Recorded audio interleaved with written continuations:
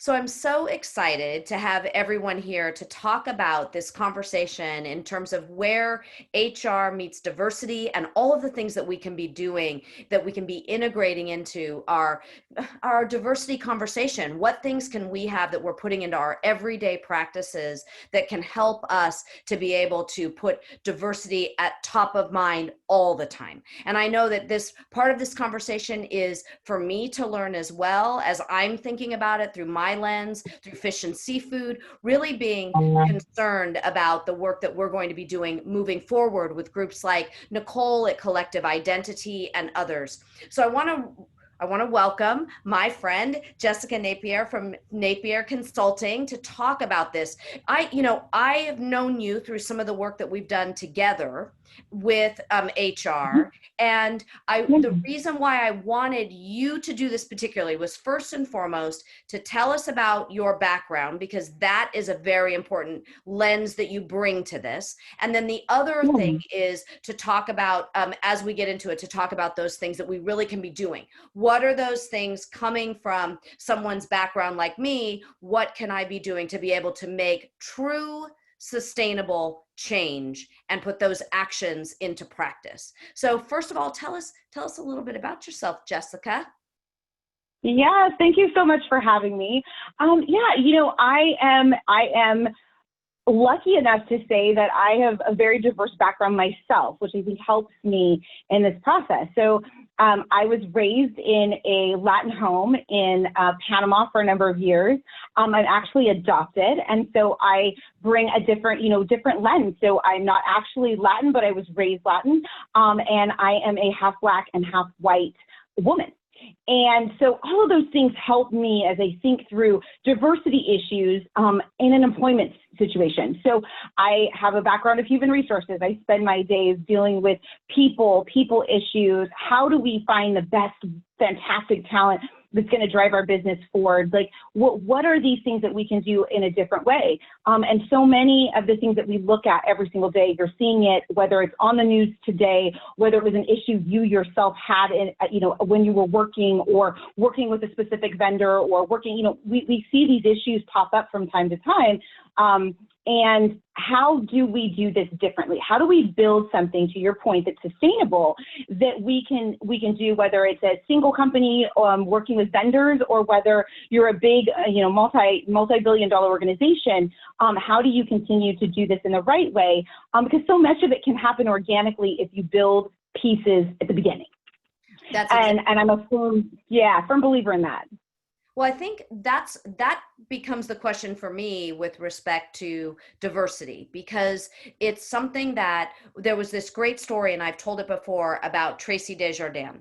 And Tracy Des Jardins owned this very, very famous restaurant in San Francisco called Jardiniere. And prominent member of the LGBTQ community, lesbian woman, she and her wife have done unbelievable things for this community in San Francisco.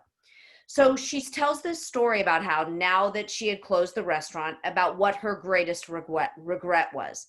And this was a Michelin star white tablecloth restaurant.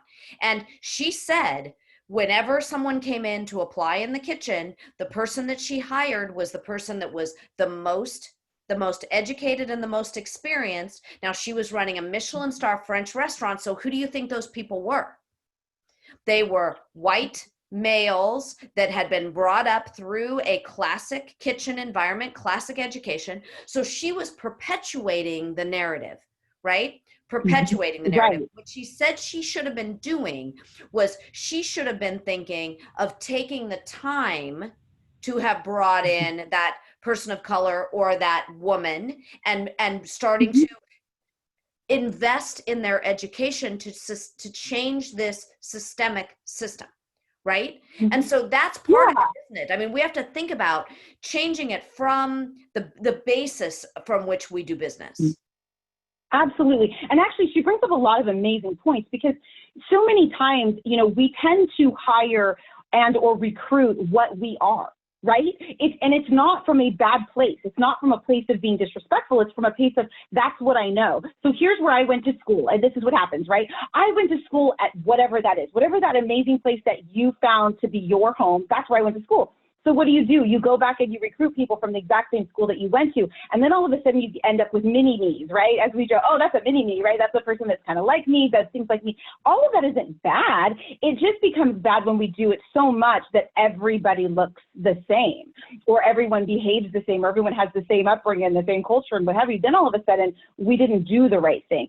So then it's okay that she wanted people that have a culinary background that she wanted in her Michelin star restaurant. I think that's fantastic. But how do you find those different, diamonds in the rough maybe, and what other schools could you have went to and are there talent out there that have, a different look, that aren't all white male, that could do the same job? And can you also, what other programs could you start that would help it? So there's a couple of ways to look at it. And it's, and it's also partnering with some of these schools to say, like, what are you doing to add the diversity? I need people with this education level to do this job, but everybody I look at looks exactly the same. Why is that? Where are you getting your talent from? You're getting them to educate them. Let's help me help you, right? And everybody sort of wins in that. So there's a lot of programs you can put in place. So I would say the hiring process is always where I like to start, because I like to look at what are we missing? What candidate pool are we getting? So there's all these fabulous sites to post jobs on today, right? Whether you're looking for a dishwasher, you're looking for a chef. There's a million restaurants and places to look for these people. But is it the right place to look, right? And so sometimes you have to be creative. I go all the way back to, when my parents were young and they went to look for a job, right? They went out and it was on foot. You went out and you met people. And today we do everything, via online. So we lost that sort of personal piece until after you get through this process that's all electronic. And so sometimes you're going to need to go old school, as I call it. You got to go back to some of these old techniques that do work, which is pick up the phone and call that school and say, hey, what kind of candidates you're getting? I'm noticing that everybody that I have when I'm hiring out of you is they all, there's no diversity. We want some diversity. And diversity is bigger than just color. And I want people to really think about this. It's bigger than race, religion, creed, all the things we see at the bottom of an application, because they all list that, whether it's electronic or paper.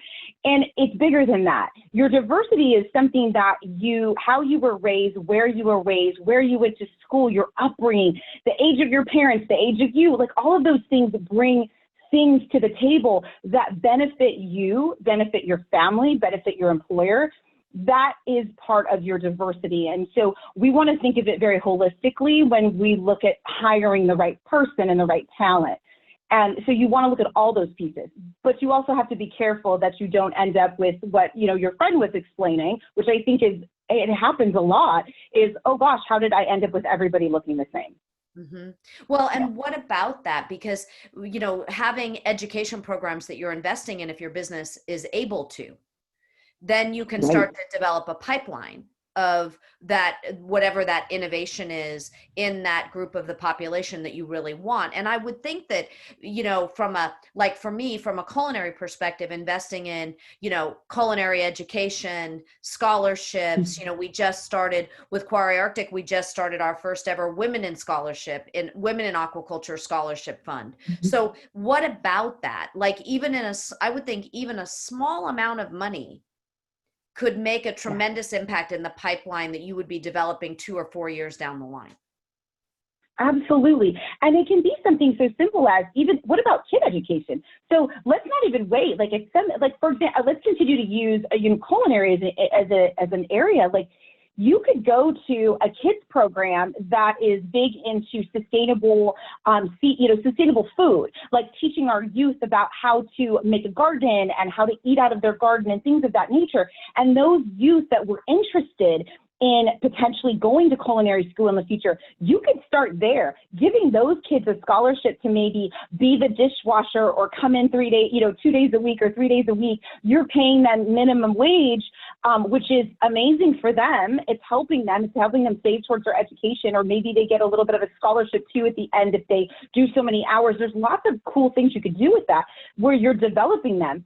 when you start to do that, that sort of, it becomes full circle, right? Because then if they really get interested and they're so engaged, they take that scholarship, they go to school, you've got a built-in person that is excited about coming back and working for you. And then they're also excited about telling other people. So you start to build this really, fun environment where people want to continue to do it. I look at the tech industry, and if you think back 10 years ago, well, probably 15 years ago, but somewhere between 10 and 15 years, we talked a lot about women in technology and women in STEM, right? That was a big deal. And we had no women. I mean, you would go somewhere, it was literally a sea of men. There wasn't a woman in the place. And we talked a lot about it, and we started with like little things like STEM programs for girls, and girls that code, and girls that, they think about all the cool kid programs they did. And if you look today, it's not 50-50, but it's good. It's better. You can see the difference. You can walk in and say, wow, look at all the women that are in these programs now. And so some of it, little things you can do for your own organization will really benefit the bigger group in the end. And the engagement. And when you start to get staff engaged in it, so you're then you look at your staff that's currently working, you're like, look, we want to do this program, and they get excited. I want to help. What do I have to do? How do I get involved? And you just start to see this really cool thing that occurs, and it doesn't take long. It doesn't take long. It's a long process you can think about from start to finish, but you can step back at a very short amount of time and be like, wow, there really is change. I can really see in a 2-year period or a 3-year period, I'm starting to see and reaping the benefit of this great thing that has happened. And you can look at statistics, and statistics tell you every single time companies that are diverse do better. I mean, Forbes articles, you can look at USA Today articles. I mean, there's tons of articles that are out there that will tell you, and they've done tons and tons of research. And every time at the very end, it absolutely says, without a doubt, the more diverse that your environment is, the better that the company does. So huge. It's worth it. That's a huge thing. Now, I believe in that as well in our personal lives. And I want to talk about that.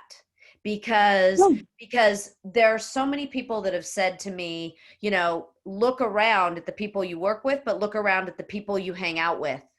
And is that all one color? And that also perpetuates a lot of this. So I'm curious, tell me about that, because the company investment, like, I can really get. Like I can see that. But for those out there that are looking at, it's a little bit uncomfortable. And I think we have to be uncomfortable when we think about, it's not that you are not a racist, but you're not anti-racism. You're not out there putting that stake in the ground. And I'm curious from that HR lens for those people that are not comfortable making statements. And I mean, because so many times you stub your toe. It's like this thing right now that's on Instagram, right? The black and white photo, of women. I don't know if you've seen this, and you posted, and it was supposed to be something it isn't. It's become something that, it was not originally supposed to be. And so I'm just curious, like, what you would say to those people that are looking for ways in which they can create more diversity in their own lives. Absolutely. Well, first of all, one of the things that I think lots of people get concerned about that initial conversation or that I don't know if I want to ask the question. I tell people, don't be afraid to ask the question. I think that's where we get ourselves in trouble. We get fearful of asking questions. Most people want to engage. They're okay with you asking about their culture, how they were raised, or, oh, where did you live? Like, those are great questions. And I think people now are very fearful about asking those things. And I feel like most people that I meet are not afraid to answer. They're like excited to engage in the conversation. So I would say, don't be afraid. That's the first thing. And then also say, if you don't know how to ask the question, or you're not sure if you're going to say it right, say it up front. I want to ask you something. I'm afraid that I'm not going to say this the right way, and I don't want to offend you. And the person's going to say, oh, ask me. I'll make sure I correct you, right? And so then you ask the question, the person's like, oh, let me tell you, or what have you. You can always start with that. I feel like so many times people are just afraid to ask. don't be afraid to meet new people. That's hard, but it's a good thing. Learning about other people and their culture is huge, and it always helps because you can start to understand where they're coming from or why they do certain things or what their upbringing was. I'm very fascinated by cultures, and I ask a lot of questions so that I can always be part of the conversation. And I like to ask once, later on, I'll see them and say, oh my gosh, you were telling me about this great family thing you were doing. Tell me, how did it go? Do you have pictures? Can I see? And that usually they're so excited that you're interested that then all of a sudden you have a new friend. You have somebody that's excited to tell you what's going on in their life, and the more you can learn about their upbringing. I recently was speaking to a colleague of mine who has an Indian upbringing, and it was so fun to learn about the culture and the experience and what different, saris that they wear for different things, and how depending on where in India you live, it's a little bit different tradition, even though overall the traditions are similar. And so understanding a little bit of that, and I was like, well, what's this one? And why did you wear this? And where were you going? And what does this mean? And so now she comes to me to tell me all these cool things that are going on in her life, where before she would never say anything about them because she thought, well, you don't want to know. And I think so many times we do want to know, but we're just afraid to ask. And so don't be afraid to ask. And then also don't be afraid to go to things. I feel people shy away from this. Don't be afraid to go to things that you're invited to that are outside of your comfort zone from a cultural standpoint. So if you get invited, and I'm going to use the Indian idea here right now, like an Indian wedding, a lot of them are 4 days. Don't be afraid to go because you'll start to understand other cultures better, and you'll be more in tune to what goes on, whether it's at work or in your friend group or wherever it is.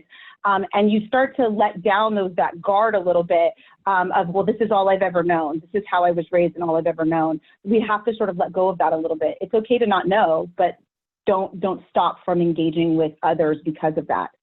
And what about some of these protests and, wanting to show support? So what is your recommendation around that?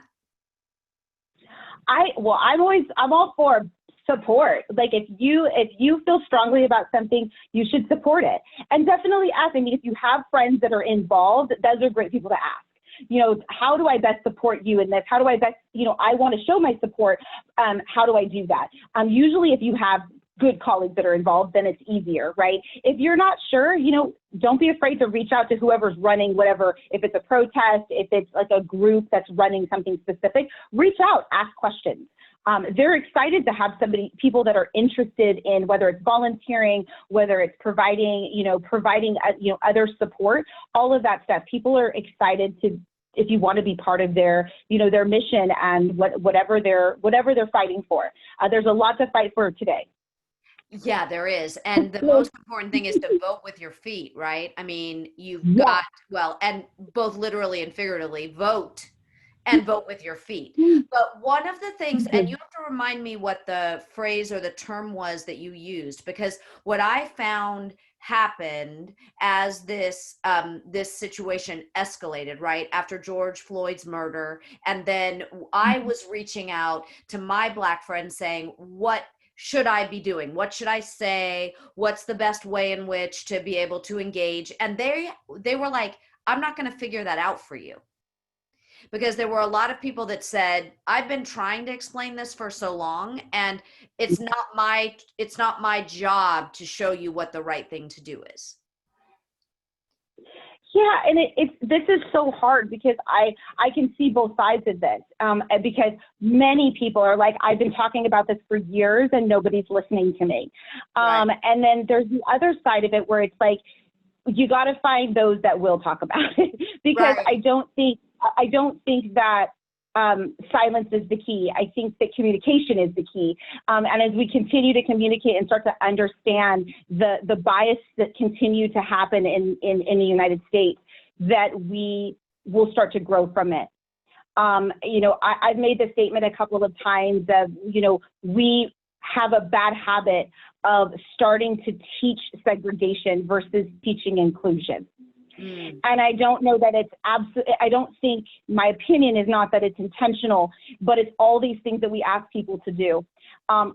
We tend to ask you from a very young age, what's your ethnicity? What race are you? What color are you? We ask you that. And it's on everything, right? It's everything from your, your birth certificate, your driver's license, when you fill out things for school, we ask you that. And so even though it's not direct necessarily, it still breeds this process of continuing to ask somebody about that instead of just starting from a place of we're Americans. And or I came from somewhere else and I came to the United States after. Like, we're the melting pot, and helping each other understand where everybody's from and all of the beauty that brings, I think, is very important to the healing of our country. It's going to take time. It doesn't happen overnight. And I don't know that I don't believe I have all the right answers. I don't think I do. I just know that it comes from being a good person. It comes from having a caring heart and being open to others and being understanding to the fact that not everybody is the same. And that is okay. It's okay to be different. It is, and it's okay that you're looking at somebody's color and saying, well, that person is a Black person and they're beautiful and they have gorgeous skin and they're super lucky. And, super lucky because their skin looks beautiful, and that's okay. And it's understanding their differences and also embracing their differences. I feel like and you saw a lot of this on the news where a lot of our friends were saying, like, well, wait a minute, I'm okay with you saying that I'm Black. I am Black. And you're Black and beautiful. That's all right. And I'm okay with you saying I'm Latin. I am Latin. I'm Latin and beautiful. Like, all of that is okay. I don't think that that's the problem. And I'm not going to think it isn't the problem. It's then taking that to the next level and being discriminatory because of it, or calling people names because of it, or being disrespectful. That's the problem. Or the systemic issues that we continue to see. Those are the problems. And so it's sort of separating the two, right? So I think we just need to embrace all people. We need to understand where they're coming from, and we need to love them as humans. As long as we do that and we start to understand each other, we can heal as a nation and continue to move forward, because it is a beautiful thing to be diverse. Well, and we have to start really early, because it's been proven that when kids are in preschool and they're in these integrated preschools, they don't see color.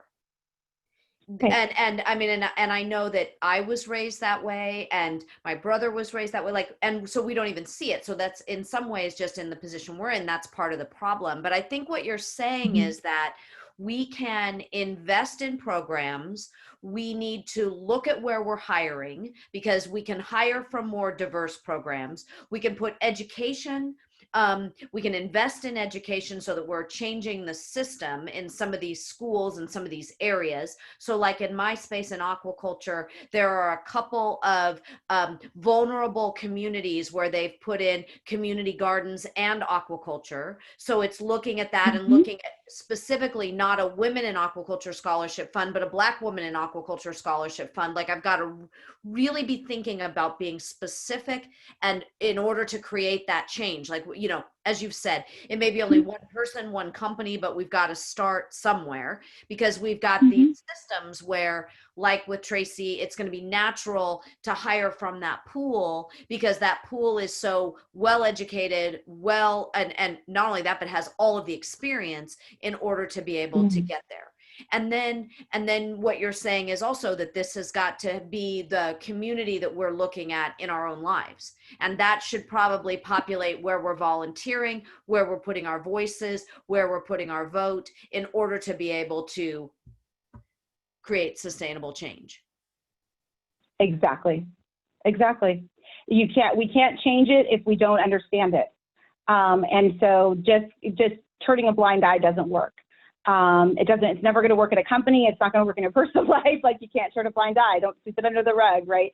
We have to actually, we have to fight for the change we want to see. And so there's a lot of amazing things that can happen and will happen as we start to institute new things as a country, and new things at every company that we work in. And so, I'm helping a company right now, and we're looking at some different cool programs for youth, because we want to see some change in some of the areas that we're, doing business. And it's like, okay, well, how do we help that? Okay, well, we want to start helping out some kids programs. We want to start, volunteering at a couple of different programs that we see are really, really great and doing great things for the community. So all of that stuff, it's all helpful. It all helps to promote change. And the more we get engaged in what's going on instead of just turning a blind eye, the better everything will continue to be. And fight for what's right. Like, what's right is right. And I think most people, not all people, but most people know the difference, because in your gut if you're doing the right thing. When it's wrong, right? You just do.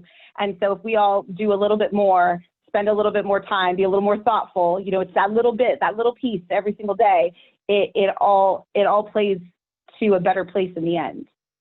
And I think that is an amazing place to stop. Thank you so much for joining me today. I really appreciate it. I think that a lot of people, I know we had intended to speak, a month ago, a little bit longer than that. And I think a lot of people have really struggled with this in the industry that I'm in sustainable seafood. It is a very white male dominated field. And these are all places where if we're moving forward and going to be changing this system in this post-COVID era, why not do it now? Why not? So Jessica Napier Consulting, thank you so much for joining me today. It's great to see you, and I appreciate you being here so much. Thank you so much. This has been great. I hope you have